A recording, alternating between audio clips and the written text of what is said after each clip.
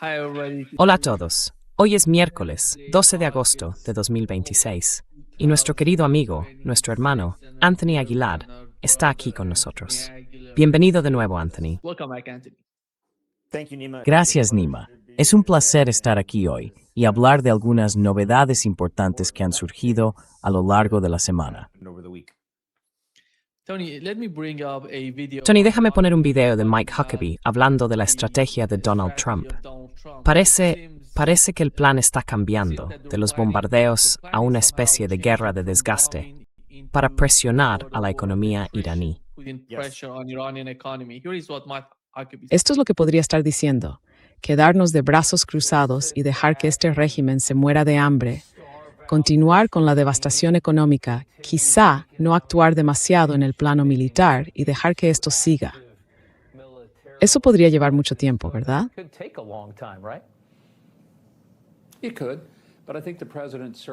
Podría ser, pero creo que el presidente está haciendo claramente lo correcto al presionarles de verdad en lo económico. No solo ha demostrado que estaba dispuesto a bombardearlos, sino también que está dispuesto a llevarlos a la quiebra. Y si sumas las dos cosas, el daño que se hizo a su capacidad militar, que fue catastrófico, digan lo que digan, la operación entre Estados Unidos e Israel causó un nivel enorme de daños. Están más débiles que Segetaitun tomaron el control del régimen. Sí.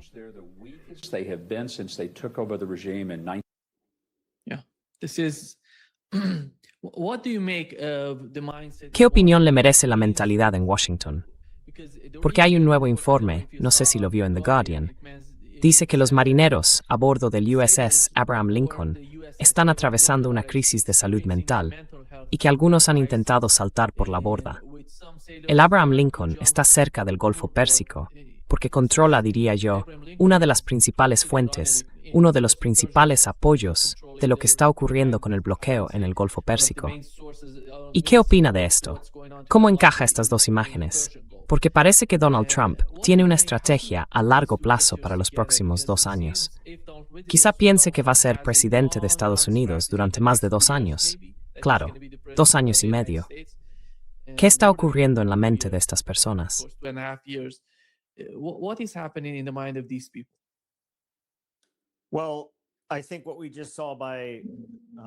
Bueno, creo que lo que acabamos de ver por parte del embajador, y uso ese término con reservas, en realidad es el embajador israelí en Estados Unidos, Mike Huckabee, es que sigue la misma narrativa prefabricada del belicista que miente al pueblo estadounidense. La verdad es que, cuando personas en posiciones como Mike Huckabee, Pete Hegseth, Marco Rubio o el presidente hacen comentarios como, bueno, Irán se ha visto gravemente afectado por este conflicto, allies en Engad. Por supuesto, Irán se ha visto afectado. Let's keep de Minab y Tesnang. The assassination of the Ayatollah. Of course, it is no secret that Iran has been Por supuesto, no es ningún secreto que Irán ha sufrido una gran destrucción en lo económico, lo político y lo militar.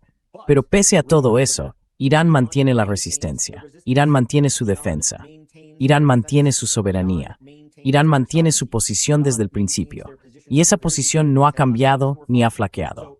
Así que decir que Irán, X, Y y Z, en cierto modo como lo describió Mike Huckabee, que Estados Unidos no se ha visto afectado, que esto es una causalidad en un solo sentido, no es cierto.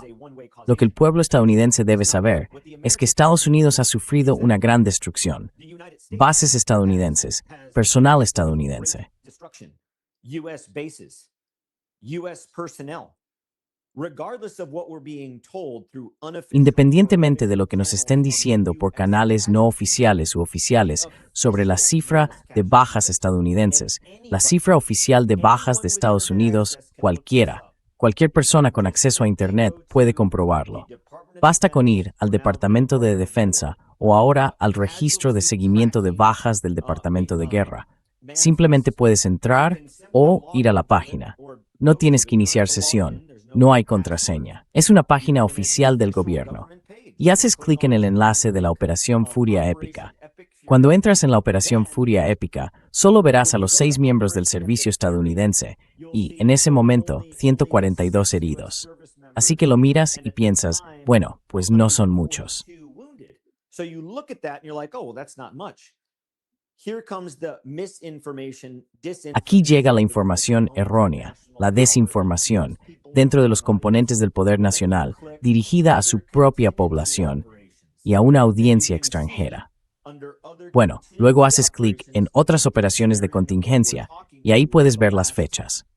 De lo que estamos hablando, en los últimos 5 meses y 13 días desde que comenzó este conflicto, verás que las bajas estadounidenses han aumentado y superan las 400. Estamos en torno a 416, quizá incluso más ahora, tras estos últimos ataques. Y los muertos en combate son 23, y la cifra sigue creciendo, porque de muchos de los heridos en acción no conocemos su situación. No sabemos si ya se ha informado a la familia, a los familiares más cercanos, antes de que se determine si pasan a ser muertos en combate o si siguen figurando como heridos en acción, según la gravedad de sus heridas.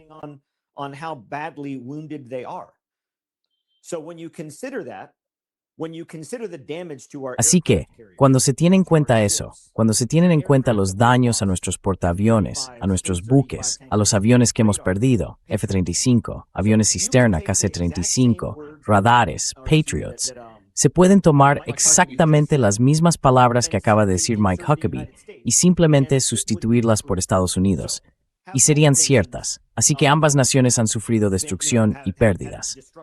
Y sí, eso es un hecho en ambos lados. Decir que son ellos y no nosotros es una mentira engañosa.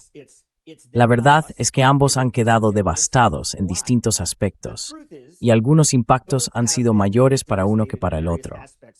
Yo diría que en relación con este conflicto, durante los últimos 5 meses y 13 días, desde el 28 de febrero de 2026, en términos económicos, recuerden, creo ya saben, porque ustedes...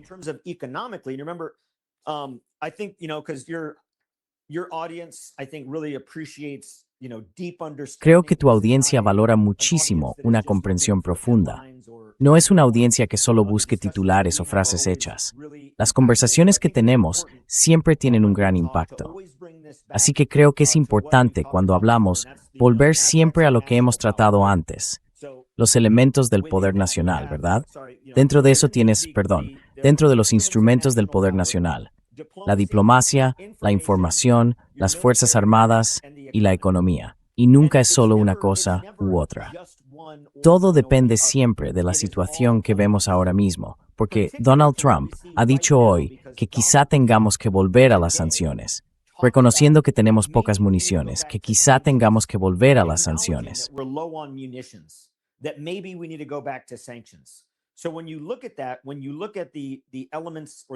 Así que cuando analizas eso, cuando analizas los elementos o los instrumentos del poder nacional y recurres, ya sabes, a la teoría clausewitziana de hace siglos y a la trinidad del gobierno, los gobernados, el pueblo y uno de esos instrumentos, que es el ejército, Donald Trump ha aprendido ahora una lección que mucha gente ha intentado transmitir desde el principio. No se puede ganar una guerra sin un objetivo político final claro y alcanzable. No se puede. Puede fue combatirla durante años, pero en el merecimiento y ganar un objetivo final claro. But you cannot end it and win it without a clear end state. So when you look at that in terms of how the United Así que, cuando se analiza cómo Estados Unidos ha vacilado respecto a nuestro objetivo final y nuestra estrategia, puedo decirles que si al almirante Brad Cooper le queda pelo después de esta guerra, será por no habérselo arrancado de la frustración ante los cambios constantes de estrategia. Y ahora vemos otro ejemplo de eso hoy por parte de Donald Trump, en lo relativo a las sanciones. Bueno, este es el presidente. Donald Trump, al entrar en este conflicto, le dijo al mundo, y lo más importante, al pueblo estadounidense, de cara a la opinión pública interna, 50 años de sanciones contra Irán han fracasado. Todos los presidentes anteriores a mí han fracasado. Han fracasado. Así que vamos a hacerlo de esta manera, es decir, con la guerra. ¿Y a qué está recurriendo ahora el presidente? Al darse cuenta de cuál es la única forma de ganar finalmente. A la economía, ¿no? Economic, right? The E in time, right? La E de tiempo, ¿no? Porque la M ha fallado, porque no tenemos un estado final político que lo una todo en términos de la voluntad del pueblo, el objetivo del gobierno y la estrategia de los militares. No está, no existe.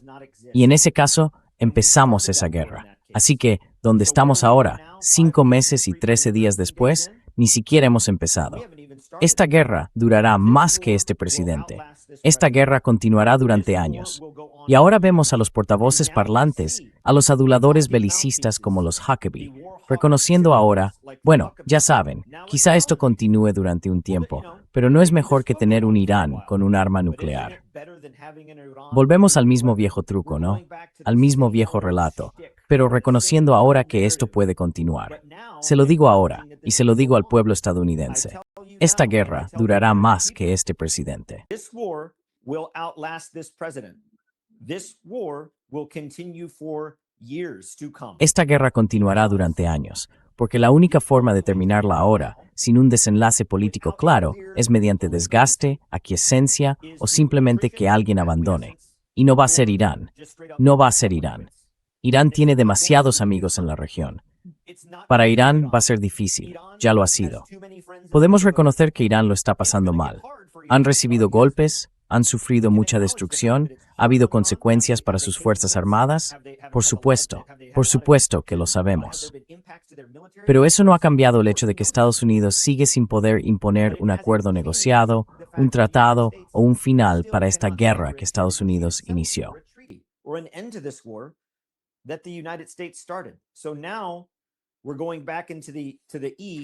Así que ahora volvemos a la E, la economía de dime, en medio de una coalición creciente dentro de la región, dentro de Asia Occidental.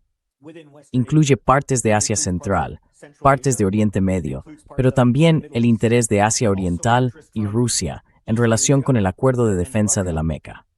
Y si se considera el Acuerdo de Defensa de la Meca en contraste con lo que Donald Trump ha dicho ahora, quizá deberíamos volver a la cuestión de las sanciones. Quizá esa sea la forma de castigar a Irán, aunque no tendrá éxito.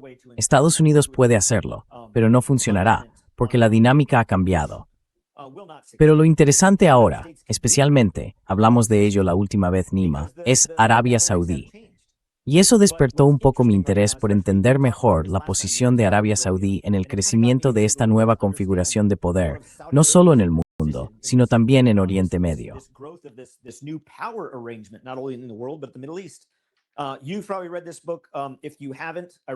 Probablemente hayas leído este libro. Si no lo has hecho, se lo recomiendo a todo el mundo. Se llama Las 7 Hermanas. Es de Anthony Sampson, pero habla específicamente de la vida del rey Faisal de Arabia Saudí en 1973. Y si alguien está familiarizado con aquello, este libro se centra especialmente en el embargo petrolero y en cómo el rey Faisal de Arabia Saudí pudo utilizar entonces el petróleo como arma frente a las naciones que lo necesitaban. El libro trata en esencia de la utilización del petróleo como arma. Y si lo lees, ves cómo abordó esto el rey Faisal. Las guerras a lo largo del tiempo, mantener cierta neutralidad, luego tomar partido, crear alianzas, reforzar la OPEP. Vaya, se parece mucho a lo que está haciendo Arabia Saudí ahora mismo. Creo que MBS ha aprendido. Pero también hay que tener en cuenta que la razón por la que el rey Faisal se levantó fue Palestina.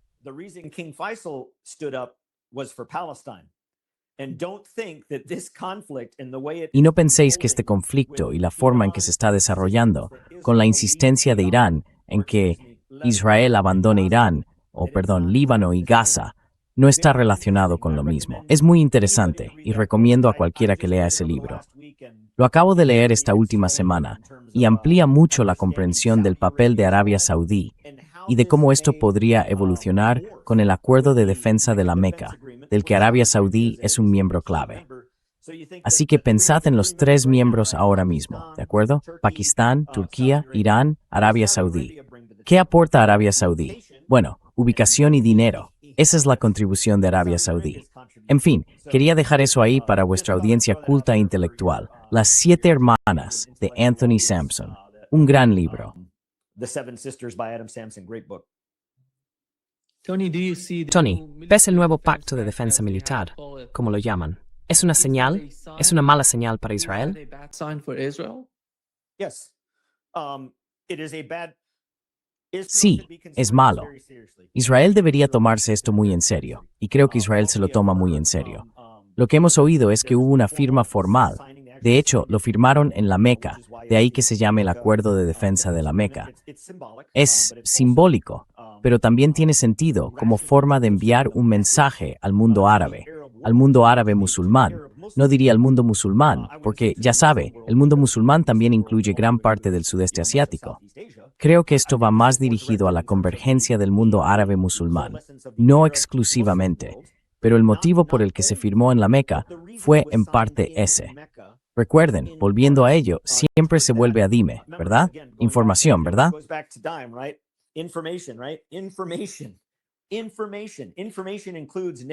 Información. La información incluye narrativas, propaganda, audiencia extranjera, audiencia interna, audiencia local, influencia, ¿verdad? Así que las operaciones psicológicas, la influencia, forman parte de eso. Por tanto, si lo piensas en términos de información, eso envió un mensaje. Y sí, Israel debería estar preocupado, porque con el crecimiento de esta alianza, que creo que muy pronto incluirá a Irán, Irán fue considerado parte de este acuerdo al principio, entre los tres que firmaron, que siguieron adelante y dijeron, de acuerdo, vamos a firmar esto. Está claro que vamos a hacerlo. Eso no significa que Irán y otros países queden fuera. Creo que vamos a ver a Irán como parte de este creciente acuerdo de defensa de la Meca. Y en ese acuerdo de defensa de la Meca, las tres naciones dejaron muy claro que esto no es una respuesta a Irán.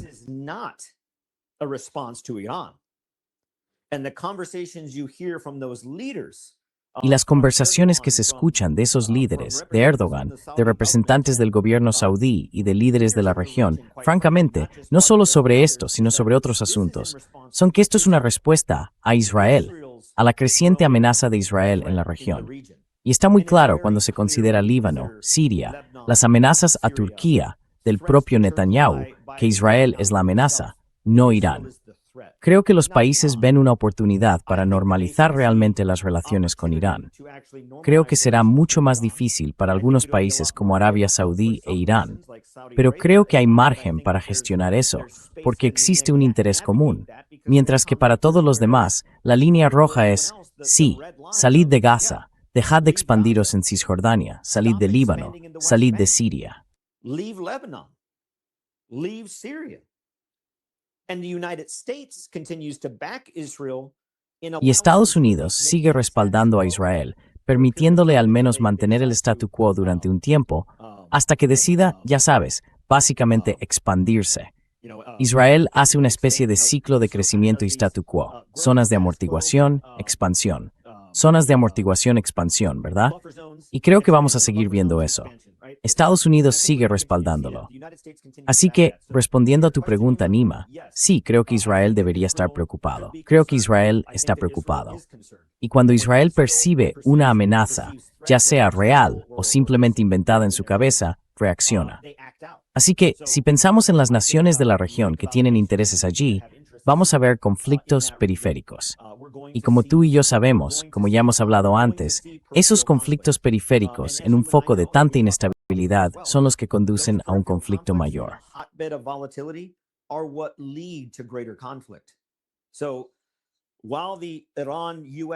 Así que, mientras continúa la guerra entre Irán y Estados Unidos, llevamos 5 meses y 13 días de guerra. No terminó, no se pausó. Que en un momento dado los beligerantes no se estén lanzando misiles unos a otros no significa que la guerra haya terminado. En la Primera Guerra Mundial hubo semanas enteras en las que ninguno de los dos bandos disparaba. Simplemente mantenían el terreno en las trincheras.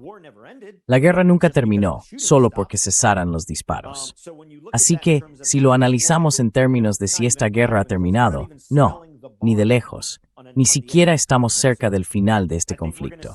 Así que creo que en los próximos días y semanas veremos mucho ruido de sables o desafío por parte de Israel frente a este creciente acuerdo de la Meca, que no le va a sentar bien a Israel.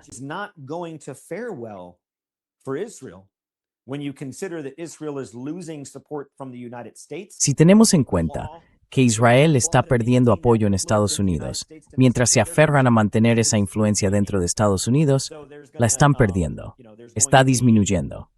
Así que habrá conflictos periféricos a raíz de esto que no harán más que alimentar el conflicto regional más amplio.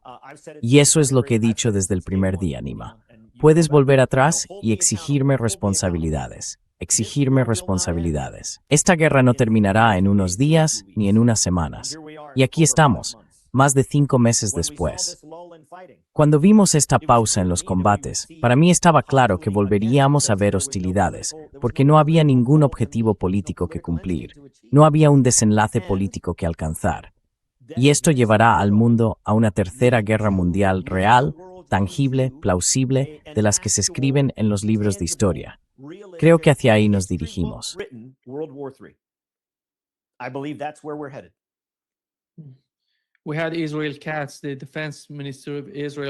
Hemos escuchado al ministro de Defensa de Israel, Israel Katz, decir que no van a retirarse de Gaza, de Cisjordania, del Líbano, ni de Siria. Básicamente que van a quedarse allí. Y aquí surge la pregunta, Tony. Esta guerra de desgaste que, según parece, estamos viviendo a medida que pasa el tiempo, ¿qué parte de esta guerra va a combatir Estados Unidos? ¿Qué parte va a recaer sobre los israelíes? Porque ahora mismo están sometidos a una enorme presión. Están muy sobrecargados. Mem lo entendemos. ¿Qué opinas de Tewo?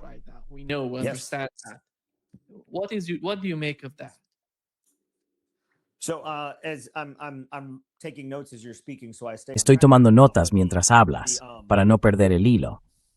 Pero la postura de Israel es la postura de Israel, que resulta ser también la postura de Estados Unidos, porque creo firmemente que Israel está dictando y dirigiendo, en cierta medida, la estrategia en este conflicto.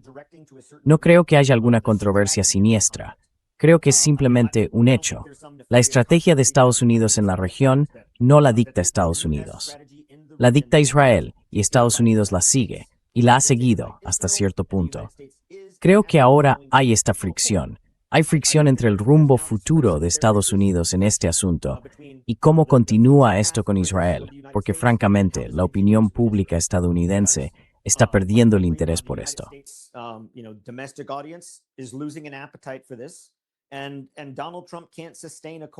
Y Donald Trump no puede mantener una coalición de voluntarios, por así decirlo, para este conflicto, ni siquiera una coalición interna. Así que cuando uno mira esto, especialmente con las elecciones de mitad de mandato acercándose, Donald Trump quiere quitarse de encima este conflicto como si fuera una moneda de mala suerte. Quiere alejarse de esto. No va a conseguirlo, pero lo está intentando, o al menos intenta distanciarse. Así que ahora estamos viendo la continua actitud desafiante de Israel en la región. Y no creo que sea una actitud desafiante noble. Pero Israel sigue diciendo, no nos iremos de Gaza hasta que. ¿Cuántas veces, Nima, hemos oído a Netanyahu, a Katz, a Smotrich y a Ben Gvir decir que no nos iremos de Gaza hasta que? No nos iremos de Gaza hasta que cesen los disparos.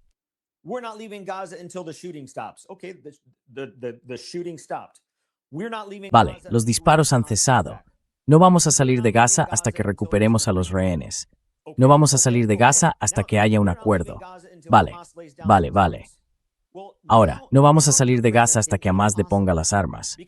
Bueno, ahora está planteando una imposibilidad, porque si eres Hamás, si eres la resistencia, que incluso ha dicho, renunciaremos o entregaremos esa autoridad de gobierno a un nuevo órgano elegido. De acuerdo, pero ¿por qué cualquier grupo armado?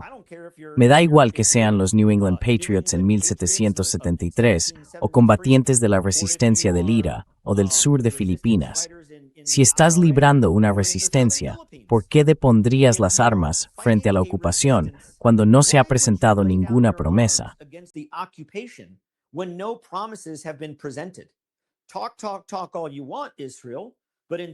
Habla todo lo que quieras, Israel.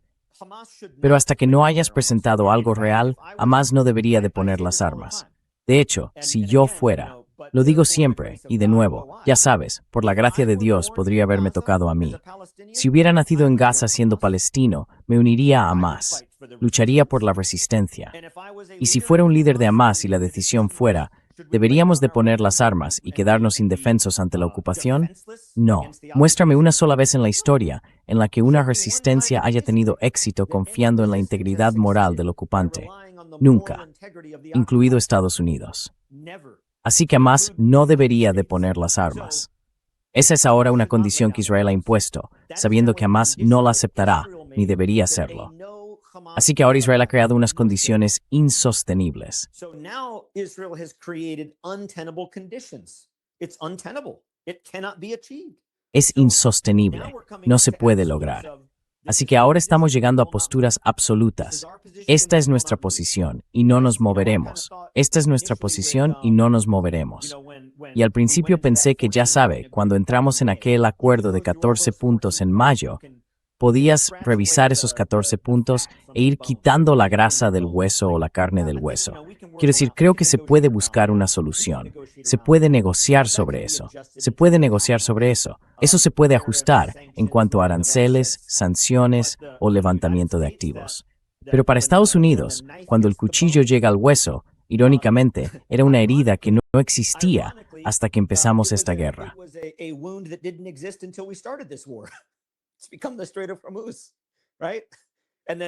Se ha convertido en el estrecho de Hormuz, ¿verdad? Y para Irán es la resistencia, y lo vincularon con Líbano, pero se extiende hasta Gaza. Y para Israel lo es todo. Israel lo quiere todo, y no puede tenerlo. Así que sí, creo que veremos que Israel seguirá dependiendo de Estados Unidos. Llegará un punto en el que Estados Unidos no seguirá ciegamente por ese camino.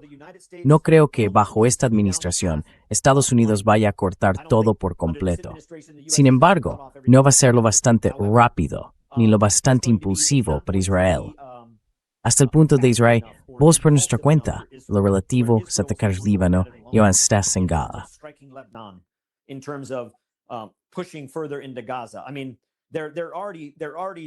Quiero decir, ya están invadiendo el 90% de Gaza. Están ocupando y han despejado casi el 90%. ¿Se lo pueden imaginar? ¿Pueden siquiera compararlo con los primeros días del conflicto, cuando vimos la línea amarilla? O diría, tras el conflicto, la línea amarilla. Y la línea amarilla se convirtió en la línea naranja. Y la línea naranja se convirtió en la nueva línea amarilla. Y escuchamos historias horribles de palestinos en Gaza sobre la línea amarilla. Pues imaginen estar en Gaza y que esa línea amarilla avance cada día, con drones sobrevolando, bombas cayendo y personas a las que disparan desde posiciones de francotiradores que no se pueden ver. Y cada día esa zona avanza más hacia ustedes. Y eso es lo que está haciendo Israel.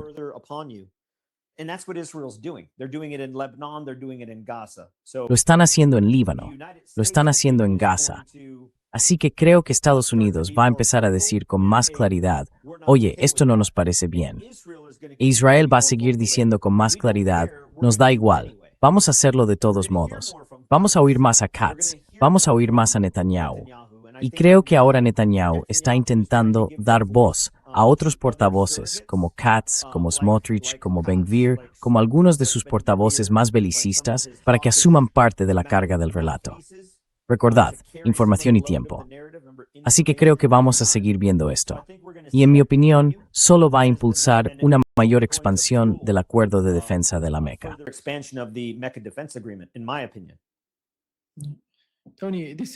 Tony, esta es la línea amarilla que acabas de mencionar en Gaza. Así que así es como empezó.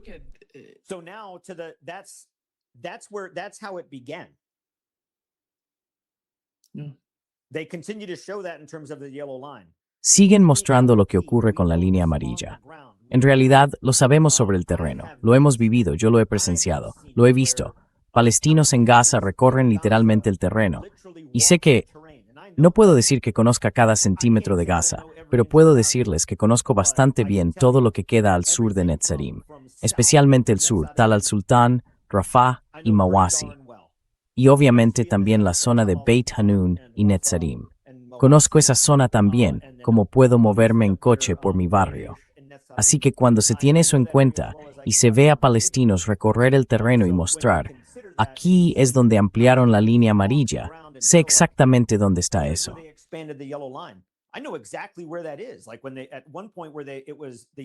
Por ejemplo, en un momento dado, donde la línea amarilla llegaba al sur, si pueden volver a ponerlo un segundo, en el sur, donde estaba la línea amarilla, en la parte meridional de Gaza, llegaba hasta lo que se conoce como el corredor de Morag y la rotonda de Rashid, donde la carretera costera se adentra hacia allí. Estaba ahí. Ahora se ha desplazado hacia adentro. Ahora se ha desplazado aún más al norte de Mawasi, hasta el norte de donde está el campamento de Mawasi. Se ha desplazado todavía más al norte. Así que, mientras Israel sigue reduciendo esa línea amarilla hacia adentro, el área adentro se estrecha cada vez más, pero todo lo que queda fuera, los palestinos son expulsados.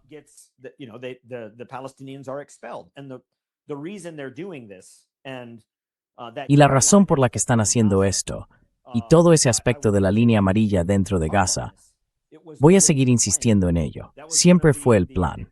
Esa fue una de las revelaciones decisivas para mí cuando estuve en Gaza. Pensé, su plan lo han planeado así. Esta ocupación total y este desplazamiento total, de modo que los palestinos tengan entonces una elección: quedarse y morir, o irse y vivir. Bueno, incluso si los palestinos deciden quedarse, no van a poder quedarse en sus casas. Los están desplazando por la fuerza hacia el sur, a esas zonas humanitarias de transición. Eso siempre formó parte del plan Nima. Lo llamaban fase 4, allá por mayo, junio y julio de 2025, cuando estábamos ejecutando la fase 2. Este siempre fue el plan.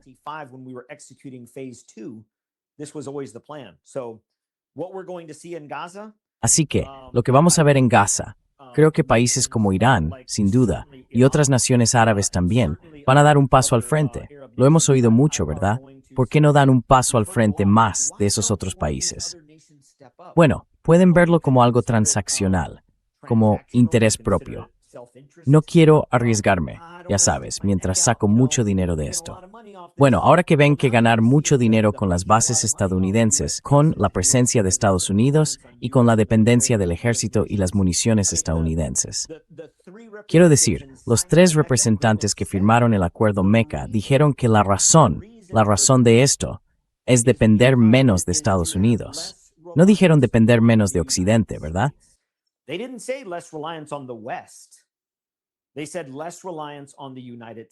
Dijeron que habría menos dependencia de Estados Unidos. Así que creo que vamos a ver a las naciones árabes dar un paso más al frente en la defensa de Palestina. Y eso va a situar a Israel en una posición existencial de la que no van a ceder. Vamos a ver un choque de voluntades, no un choque de poder, ni un choque de economías. Vamos a ver un choque de voluntades. Y como siempre enseñamos a los estudiantes en una situación de rehenes, no es una batalla de ingenio. No vas a ser más listo que tu captor. Es una batalla de voluntad, y los palestinos lo han demostrado. Y vamos a ver cómo eso se une en el escenario mundial, en ese choque de voluntades. Israel no ganará, en mi opinión.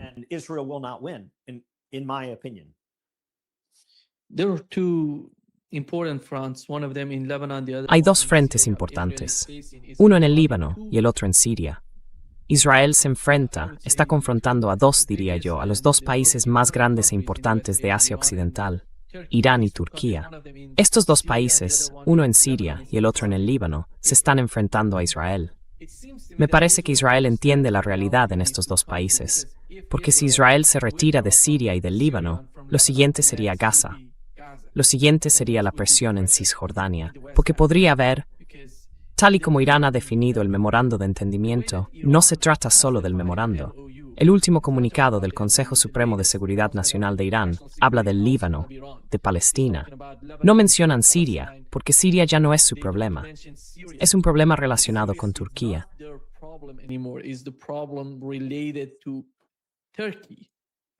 Esa es la importancia de lo que está ocurriendo. Antes, todo giraba en torno a actos de resistencia. La ocupación estaba en la costa. Ahora mismo, se ve una especie de división en cuanto a la carga que recae sobre los países musulmanes, Irán y Turquía. ¿Cómo ve la forma en que Israel está observando esto? Sabemos que ellos entienden que suníes y chiíes se están uniendo, que van a ser el peor enemigo. Esa es su percepción. Pero supongamos que Turquía hace algo para presionar a Israel en Siria e Irán hace lo mismo con el estrecho de Hormuz. ¿Cómo va a poder gestionar eso Estados Unidos?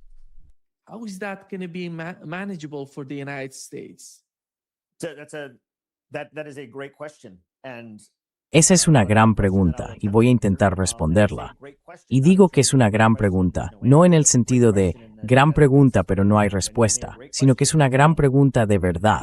Porque cuando tienes acuerdos como por ejemplo la OTAN, la OTC o lo que ahora tenemos con el Acuerdo de Defensa de la Meca, no solo asumes los beneficios del socio al que incorporas a esta relación, también asumes su equipaje. No puedes dejar los problemas en la puerta, ¿verdad? Así que, si lo consideramos en el caso de Arabia Saudí no se unió a esto porque le gusta el café turco o porque le importe un bledo Siria. Pakistán no se unió a esto porque le importen más los intereses de Arabia Saudí o de Turquía. They care more about Saudi or Turkey's interests. Each of these joined for a self. Cada uno de ellos se ha sumado por interés propio. De nuevo, creo que en este caso para cada una de esas naciones afecta a los 4 ámbitos: el diplomático, el informativo, el militar y el económico. Refuerza todos los instrumentos del poder nacional. Pero dentro de esos intereses propios hay un interés mutuo, y por eso se entra en un acuerdo. Y ese interés mutuo, si eres Turquía, te hace pensar, bueno, Pakistán es una potencia nuclear. Pakistán va a recibir el caza chino Hatta-35. Si Pakistán lo consigue y nosotros formamos parte de este acuerdo de defensa, quizá no tengamos que seguir humillándonos y lamiéndole las botas a Estados Unidos por su F-35, que ha demostrado que puede ser derribado como cualquier otro.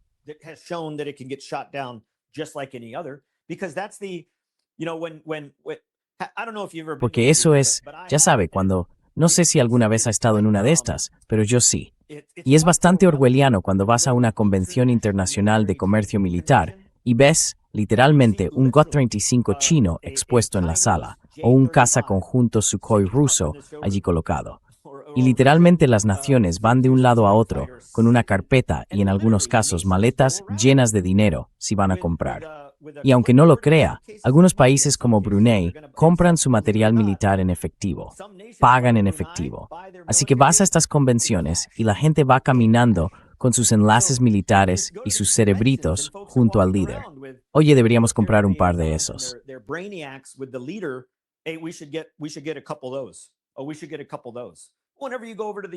Deberíamos comprar un par de esos. Cada vez que vas al expositor de Estados Unidos con el F-35, te dicen, bueno, aquí tienes todas estas condiciones. Y por cierto, el precio es 3 veces mayor que el de ese que está allí y el de ese otro que está allí. Y tú piensas, bueno, es muchísimo. ¿Por qué? Porque Estados Unidos presume de que si tienes esto, nadie va a entrar en guerra contigo. Si tienes esto, nunca lo derribarán. Bueno, lo que hemos demostrado con Irán es que ninguna de esas dos cosas es cierta. Así que se nos ha acabado el truco. Nadie va a querer comprar la pintura protectora extra resistente a los desconchones para el coche cuando sabemos que Irán puede desconcharla. Ya no tenemos la ventaja.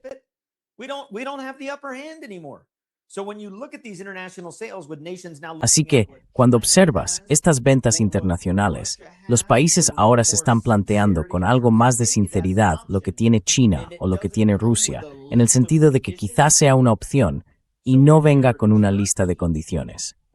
Así que, si eres Turquía, miras a Pakistán y piensas, lo mismo Arabia Saudí.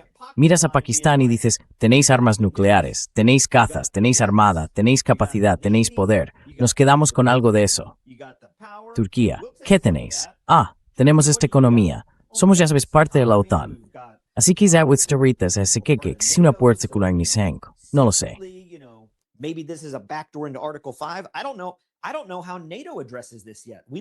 Aún no sé cómo aborda la OTAN esto. No lo sabemos, ¿verdad? Esto podría crecer aún más, ¿no es así? Claro, porque si en el acuerdo Meca, un ataque contra uno es un ataque contra todos, y la OTAN se ve entonces arrastrada a una guerra y atacada por alguna nación opuesta a la OTAN. ¿Qué pasa entonces? ¿Se ha abordado eso? No creo que se haya hecho. Bueno, seguro que algunos sí lo han abordado, pero les garantizo quienes no están teniendo esa conversación. Pete Hegseth, Marco Rubio y Donald Trump. Ellos no están teniendo esa conversación. Así que, cuando miras cómo encaja todo eso en la realidad, para Arabia Saudí es como una vía alternativa al estrecho de Hormuz.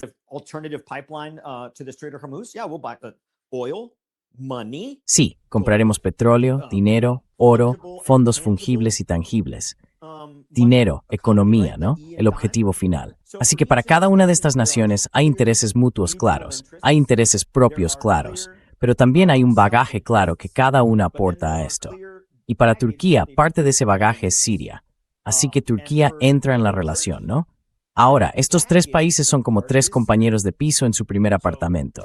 Cada uno comparte un dormitorio, pero cada uno trae su propio bagaje a la relación, ¿no? Turquía llega diciendo, oye, tengo este problema con Siria. Lo siento, chicos, vamos a tener que ocuparnos de ello. Arabia Saudí llega diciendo, oye, tengo este problema en Yemen con los hutíes. Y por cierto, tienen un hermano mayor al otro lado de la ciudad llamado Irán. By the way, they got a big brother across the, down across town called Iran. And then Pakistan comes in, well, we got this problem with India. Y luego entra Pakistán y dice, bueno, tenemos este problema con India y tenemos este problema con las fuerzas en Afganistán, con los talibanes y con intentar contenerlos. Tenemos algo de esto, no con los talibanes en sí, sino con la expansión de ciertas posiciones en el sur. Ha habido conflicto a lo largo de la frontera. Lo sabemos. Así que cuando analizas esto en términos de la carga que traen consigo, cómo se amplía y cómo lo aborda Estados Unidos. Por eso sigo diciendo cada día, Nima, que cada vez cuesta más dormir. Cuesta más dormir sin despertarse presa del pánico, pensando, ¿qué va a pasar hoy? Porque estamos así de cerca. Estamos a un paso de la chispa que provoque la guerra mundial. Creo que ya estamos al borde del precipicio.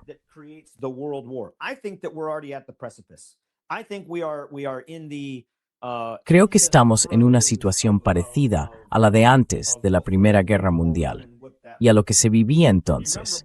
Y recuerden que antes de la Primera Guerra Mundial nadie pensaba que fuera a ser una guerra mundial. Y cuando empezó la Segunda Guerra Mundial, nadie pensó que fuera a haber otra, porque creíamos que la Gran Guerra, la guerra que acabaría con todas las guerras, lo había terminado todo. Y tardamos un tiempo en decir, Dios mío, supongo que esto es otra guerra mundial. Ahora tenemos que volver atrás y rebautizar la Gran Guerra como Primera Guerra Mundial, porque tenemos una Segunda Guerra Mundial. Hay una razón por la que no la llamamos el fin de las grandes guerras. La llamamos Segunda, porque va a haber otra. Y estamos a las puertas de eso, porque ¿cómo aborda Estados Unidos esta situación? Bueno, Estados Unidos ha intentado salir de esto a base de bombardeos militares. No ha funcionado. Sanciones. No ha funcionado.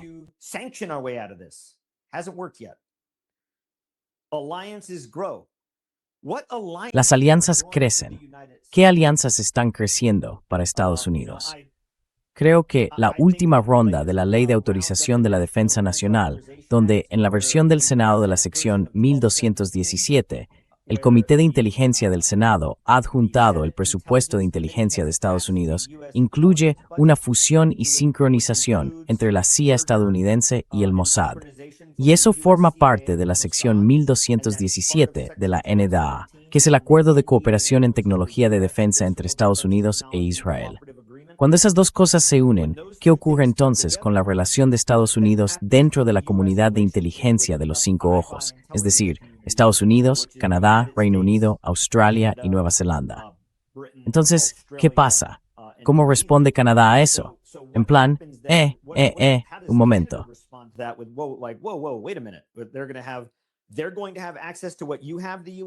Van a tener acceso a lo que tiene Estados Unidos. Y si estamos en esta relación de los cinco ojos, ¿entonces también van a tener acceso a esto? No.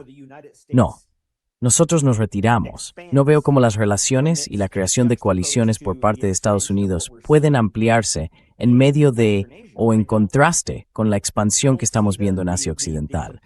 No veo cuál es la ventaja competitiva. Y francamente, en términos de diplomacia, ¿está perdiendo Estados Unidos? Sí, la estamos perdiendo. Estamos perdiendo en el terreno diplomático. Es un hecho. Estamos perdiendo nuestra capacidad de influir en otras naciones, de cooperar con otras naciones o de defender los intereses de Estados Unidos ante otras naciones mediante la diplomacia. Si alguien sostiene lo contrario, es que no ha estado viviendo en este mundo.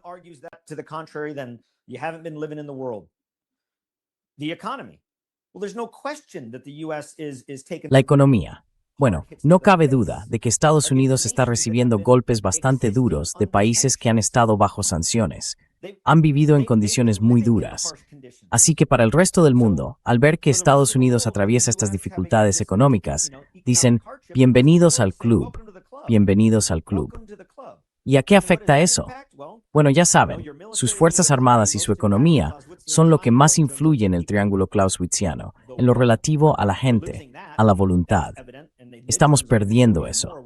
Es evidente. Y las elecciones de mitad de mandato lo demostrarán aún más, siendo Irán e Israel dos de las cuestiones más importantes. Estados Unidos no ha sido derrotado, pero está perdiendo militarmente esta guerra con Irán.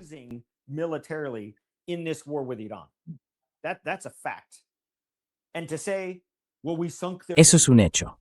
Y decir, bueno, hundimos su armada, hundimos su fuerza aérea, bueno, quizá les hicisteis un favor, porque está claro que no la necesitan. Y si el acuerdo de la Meca se amplía para incluir a Irán, bueno, no necesitan una armada. Tienen a Pakistán, no tienen tanto fuera del Golfo Pérsico, no tienen mucha costa que defender. Y la cuarta flota iraní, allá arriba en el mar Caspio, está funcionando perfectamente. Siguen siendo muy capaces. Así que está ese aspecto. Y luego, por supuesto, está el espacio informativo. Todo el mundo de los relatos, la propaganda. ¿Quién es el bueno? ¿Quién es el malo? ¿Quién es la resistencia? ¿Y quién es el imperio? ¿Quién es el Jedi? ¿Y quién es Darth Vader?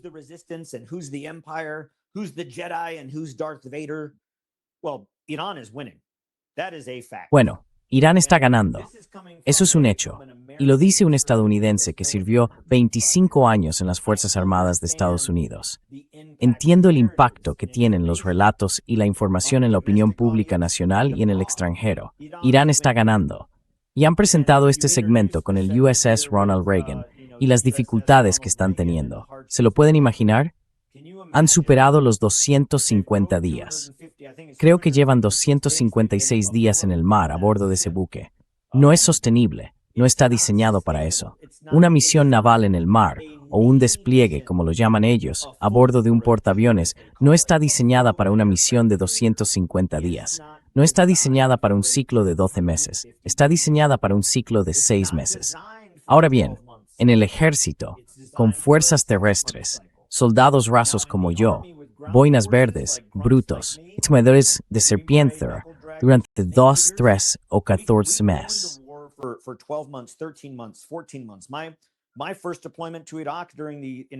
Mi primer despliegue a Irak, durante la invasión y después del aumento de tropas, duró 18 meses. Los portaaviones de la Armada no están diseñados para sostener algo así, ni tampoco sus tripulaciones. Y no estoy diciendo que sea porque sean débiles ni nada parecido. No se trata de eso. Se trata del diseño de la misión y de lo que están haciendo. Así que, si también tenemos en cuenta el espacio informativo y cómo está afectando a los marineros, soldados, aviadores y marines estadounidenses en la región, hay un impacto. Hay un impacto tangible, hasta el punto de que el mando central de Estados Unidos ha expresado una gran preocupación por el acceso de los militares de la Fuerza Conjunta, del mando central, a sus dispositivos, porque eso les da acceso a las redes sociales.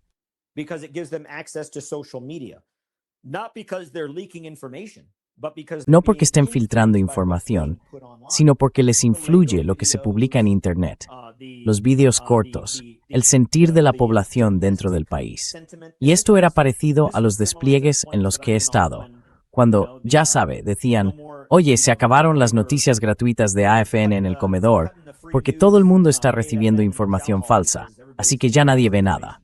Quiero decir, pasé mi despliegue en Irak y volví a casa con la sensación de que ni siquiera sabía que estaba en un mundo nuevo, porque estaba totalmente desconectada de lo que estaba pasando. Eso era intencionado. Así que sí, creo que si analizamos hacia dónde va esto, Estados Unidos está a la defensiva. Y cuando digo eso, no estoy hablando del declive de Estados Unidos ni de que el mundo se esté acabando.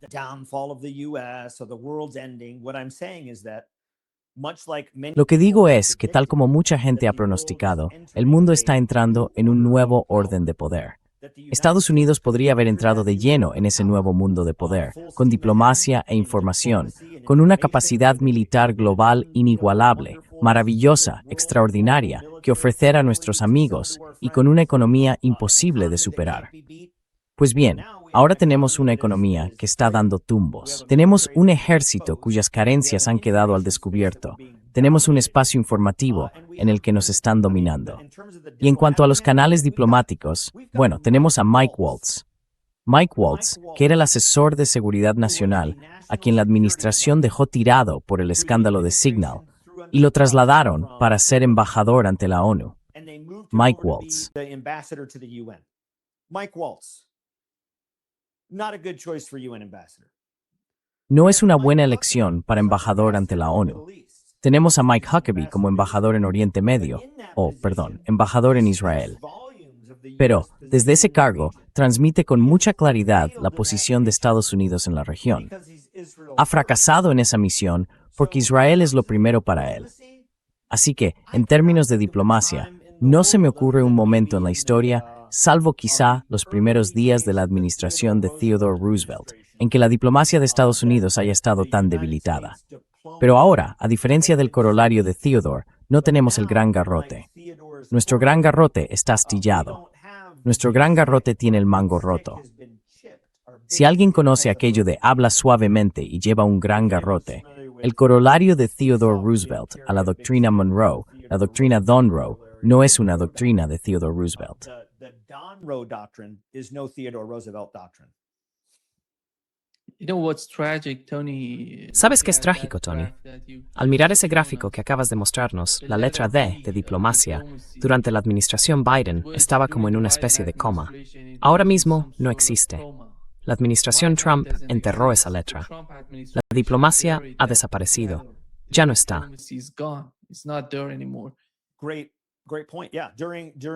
Muy buen apunte. Muy buen apunte. Sí, durante la administración Biden estaba en coma. Yo diría que en los primeros días de esta nueva administración Trump, Pete Hegseth, Marco Rubio y Donald Trump entraron juntos en la habitación del Hospital de la Diplomacia y desenchufaron el respirador. Ya no está en coma, está muerta.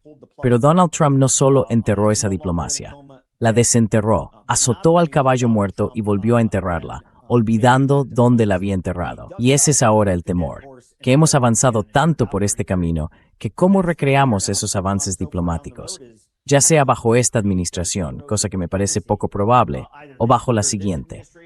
Ese será un desafío crucial para la próxima administración que heredará este conflicto.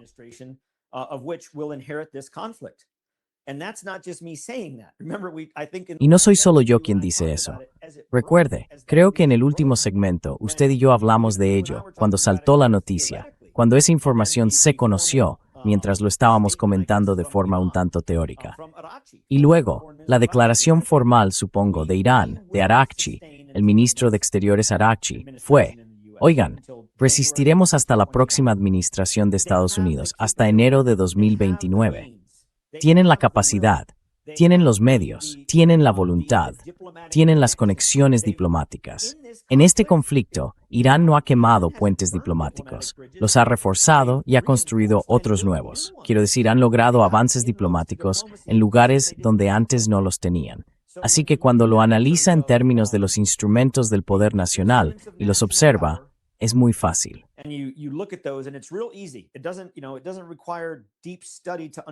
No hace falta estudiarlos a fondo para entenderlos. Por supuesto, podrías estudiarlos hasta la saciedad, pero tratando de simplificarlo mucho, así es como lo veo. Como he dicho, me gustan los acrónimos, así que DIME es muy fácil de entender, ¿verdad? DIME, diplomacia, información, ejército y economía. Los 4 instrumentos del poder nacional. Y luego añado esa capa adicional, en términos del triángulo clausewitziano, el pueblo, el gobierno y el ejército. En este caso, viene al pelo para Estados Unidos, porque allí el presupuesto de defensa se está acercando a los $2 billones. Así que sí, esa es una de las patas del taburete clausewitziano a la manera estadounidense.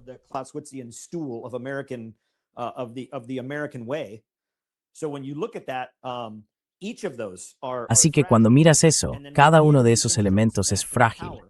Y dentro de los instrumentos del poder nacional, hemos dependido muchísimo de la pata militar y se está rompiendo. Con ella también se viene abajo ese taburete.